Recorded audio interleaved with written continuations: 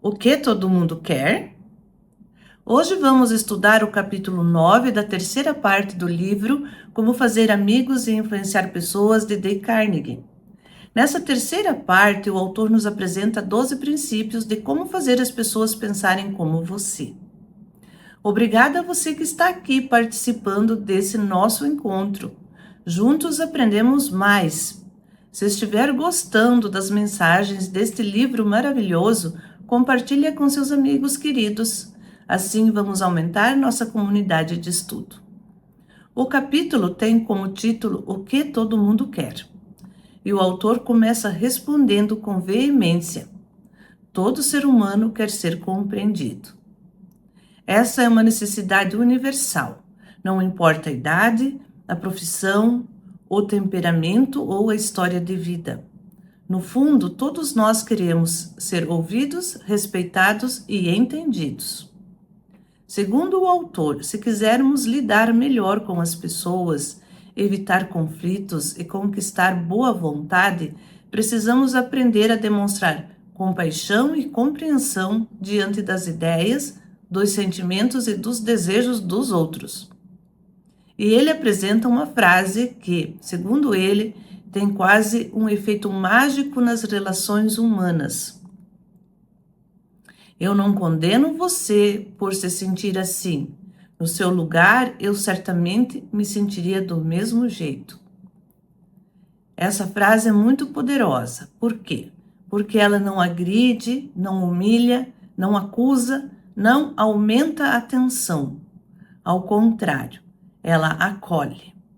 Ela mostra para a outra pessoa que antes de julgá-la, nós estamos tentando entendê-la. E isso tem uma força enorme. Mas Dale Carnegie também deixa muito claro que essa frase só funciona se for dita sinceramente. Não pode ser algo mecânico, vazio ou artificial.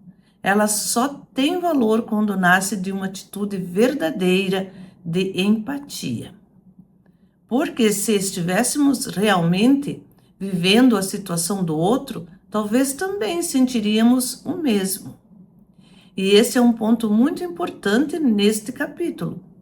Muitas vezes, quando alguém se aproxima de nós irritado, intolerante, impaciente ou até irracional, nossa reação imediata é revidar. Queremos responder no mesmo tom, queremos nos defender, queremos mostrar que o outro exagerou. Mas Dale Carnegie nos ensina que, em vez disso, devemos parar e tentar compreender o que existe por trás daquela atitude. Qual dor essa pessoa está carregando? Qual frustração? Qual cansaço? Qual preocupação? Ou seja, o autor nos convida mais uma vez a praticar a empatia. Ele afirma que a maioria das pessoas está sedenta de compreensão e quando oferecemos isso, conquistamos algo muito valioso: respeito, confiança e boa vontade. Para mostrar essa lição na prática, Dale Carnegie conta um episódio que aconteceu com ele mesmo. Em uma manhã de domingo, durante uma transmissão de rádio, ele falava sobre a autora do livro As Filhas do Dr. Mert. Ele sabia que ela havia vivido e escrito suas obras em Concord, Massachusetts, mas sem perceber acabou dizendo Concord, New Hampshire. Foi um erro pequeno, mas depois da transmissão, ele recebeu várias cartas e telegramas agressivos por causa disso. Algumas pessoas escreveram de forma bastante dura.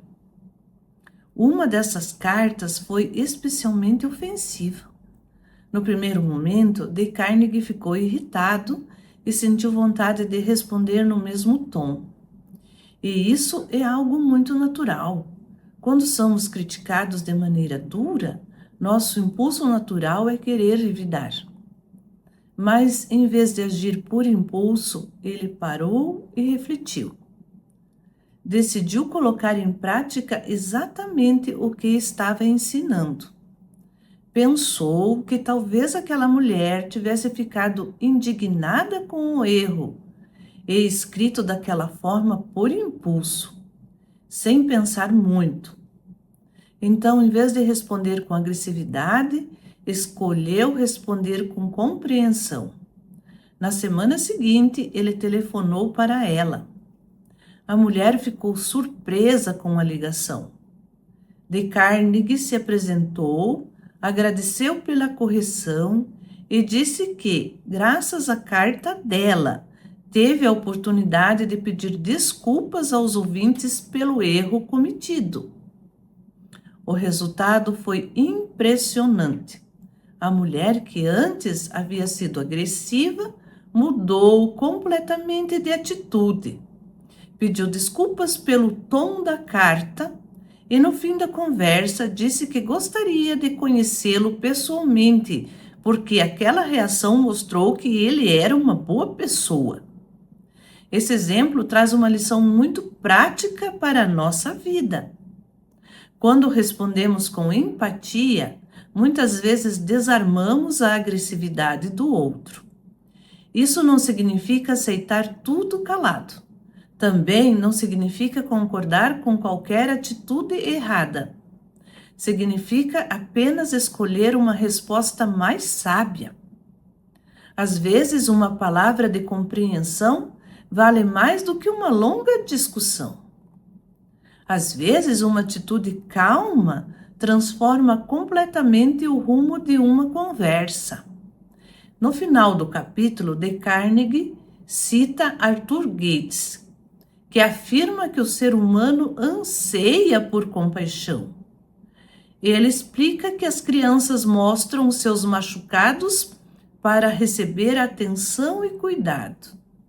E os adultos, de certa forma, fazem algo parecido quando contam suas dores, seus problemas, suas doenças e seus sofrimentos.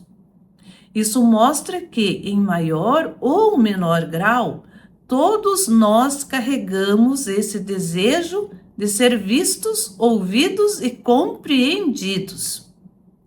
Talvez nem sempre as pessoas saibam pedir isso de maneira certa. Algumas pedem com delicadeza, outras pedem de forma confusa. Algumas até pedem isso por meio da irritação, da reclamação ou da impaciência. Mas por trás de muitas reações difíceis, existe uma necessidade humana muito profunda, a necessidade de compreensão. Por isso, a grande mensagem deste capítulo é muito clara. Se você quiser conquistar pessoas, diminuir conflitos e fazer com que elas escutem mais e com mais abertura, demonstre compaixão e compreensão pelos sentimentos e desejos delas. Em vez de condenar, procure entender. Em vez de atacar, ofereça empatia. Em vez de reagir com dureza, tente responder com humanidade. Porque, no fundo, como de Carnegie nos mostra neste capítulo, o que todo mundo quer é ser compreendido. E talvez, se aprendermos a oferecer isso com mais sinceridade, nossos relacionamentos se tornarão mais leves, mais saudáveis e mais humanos. Muito obrigado você que participou desse nosso encontro, desse nosso estudo.